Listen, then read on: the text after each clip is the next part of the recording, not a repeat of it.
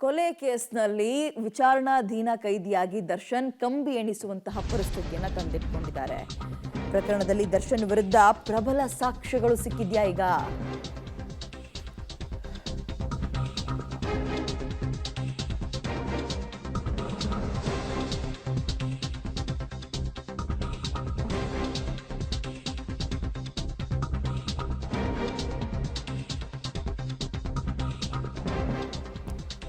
ಪ್ರಕರಣದಲ್ಲಿ ದರ್ಶನ್ ವಿರುದ್ಧ ಪ್ರಬಲ ಸಾಕ್ಷ್ಯ ಸಿಕ್ಕಿದ್ಯಾ? ಆರೋಪಿ ವಿನಯ್ ಮೊಬೈಲ್ನಲ್ಲಿ ಒಂದು ಪ್ರಬಲವಾದ ಸಾಕ್ಷಿ ಸಿಕ್ಕಿದ್ಯಾ ದರ್ಶನ್ ವಿರುದ್ಧ?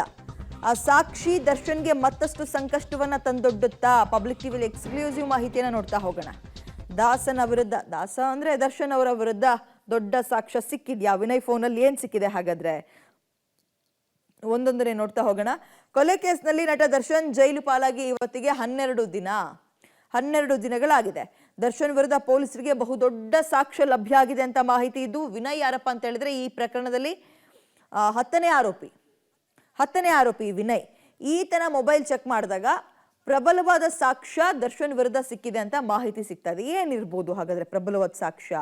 ಆ ಸಾಕ್ಷ್ಯ ಅಥವಾ ಸಾಕ್ಷಿ ಎನ್ನುವಂಥದ್ದು ದರ್ಶನ್ಗೆ ಸಂಬಂಧಪಟ್ಟಿದ್ದು ಅನ್ನೋ ಮಾಹಿತಿ ಇದೆ. ಇದನ್ನ ಆಧರಿಸಿ ತನಿಖೆಯನ್ನು ಮತ್ತಷ್ಟು ತೀವ್ರಗೊಳಿಸ್ತಾ ಇದ್ದಾರೆ ಪೊಲೀಸರು.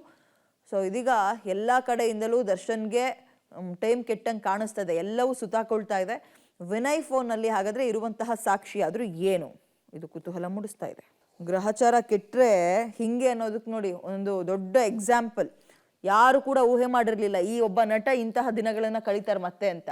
ದರ್ಶನ್ ಗ್ಯಾಂಗ್ನಿಂದ ರೇಣುಕಾಸ್ವಾಮಿಯ ಕಿಡ್ನಾಪ್ ಮತ್ತು ಮರ್ಡರ್ ಪ್ರಕರಣಕ್ಕೆ ಸಂಬಂಧಪಟ್ಟಂತೆ ತೀವ್ರ ತನಿಖೆಯನ್ನು ನಡೆಸ್ತಾ ಇರೋ ಪೊಲೀಸರಿಗೆ ದಿನಕ್ಕೊಂದು ಪ್ರಬಲ ಸಾಕ್ಷಿಗಳು ಸಿಗ್ತಾ ಇದೆ.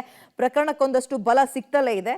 ರೇಣುಕಾಸ್ವಾಮಿ ಹತ್ಯೆ ಮಾಡೋ ಮುನ್ನ ಸ್ಟೋನಿ ಬ್ರೂಕ್ ಪಬ್ನಲ್ಲಿ ಮಾತನಾಡ್ತಾ ಇದ್ದಂತಹ ಆರೋಪಿಗಳು ಇದ್ದಕ್ಕಿದ್ದಂತೆ ಎದ್ದು ಹೋಗಿದ್ರಂತೆ. ಅದಕ್ಕೆ ಪೂರಕವಾದ CCTV ದೃಶ್ಯಾವಳಿಗಳು ಕೂಡ ಸಿಕ್ಕಿತ್ತು. ಆದರೆ ಈ ಸಾಕ್ಷ್ಯವನ್ನು ಮತ್ತಷ್ಟು ಬಲಿಷ್ಠಗೊಳಿಸೋಕೆ ಪೊಲೀಸರು ತಯಾರಿ ನಡೆಸಿದ್ದಾರೆ. ಅದಕ್ಕಾಗಿ ಪಬ್ನಲ್ಲಿ ಊಟ ಸರ್ವ್ ಮಾಡ್ತಾ ಇದ್ದ ಸಿಬ್ಬಂದಿಯ ಹೇಳಿಕೆಯನ್ನು ಕೂಡ ನ್ಯಾಯಾಧೀಶರ ಮುಂದೆ ದಾಖಲು ಮಾಡಿದ್ದಾರೆ. 11:30 ಸುಮಾರಿಗೆ ಸ್ಟೋನಿ ಬ್ರೂಕ್ಗೆ ಬಂದ ದರ್ಶನ್ ಜೊತೆ ಯಾರ್ಯಾರಿದ್ರು, ಪವನ್ ಎಷ್ಟು ಗಂಟೆಗೆ ಬಂದ, ಪವನ್ ಬಂದ ಬಳಿಕ ದರ್ಶನ್ ಜೊತೆಯಲ್ಲಿ ಯಾರ್ಯಾರು ಎದ್ದು ಹೋದ್ರು, ಇವೆಲ್ಲವನ್ನ CCTVಯಲ್ಲಿ ಸೆರೆಯಾಗಿರುತ್ತಲ್ಲ, ಅದನ್ನ ನ್ಯಾಯಾಧೀಶರ ಮುಂದೆ ಒಂದ್ ಕಡೆ ಸ್ಟೇಟ್ಮೆಂಟು ಮತ್ತೊಂದ್ ಕಡೆ ಫೂಟೇಜ್ ಇವೆಲ್ಲವನ್ನ ತಗೊಂಡು ಹೋಗಿ ಕೊಡೋಕೆ ಪ್ರಯತ್ನವನ್ನ ಪಡ್ತಾ ಇದ್ದಾರೆ. ಇದು ದೊಡ್ಡ ಸಾಕ್ಷ್ಯ ಆಗುತ್ತೆ ಈ ಪ್ರಕರಣಕ್ಕೆ. ಸೊ ಮತ್ತೊಂದಷ್ಟು ಬಲ ತುಂಬುತ್ತೆ ಈ ಒಂದು ಮರ್ಡರ್ ಪ್ರಕರಣದಲ್ಲಿ. ಈ ಪ್ರಕರಣವನ್ನ ಬಲಿಷ್ಠಗೊಳಿಸೋಕೆ ಪೊಲೀಸರು ತಮ್ಮ ತನಿಖೆಯನ್ನ ನಡೆಸ್ತಾ ಇದ್ದಾರೆ.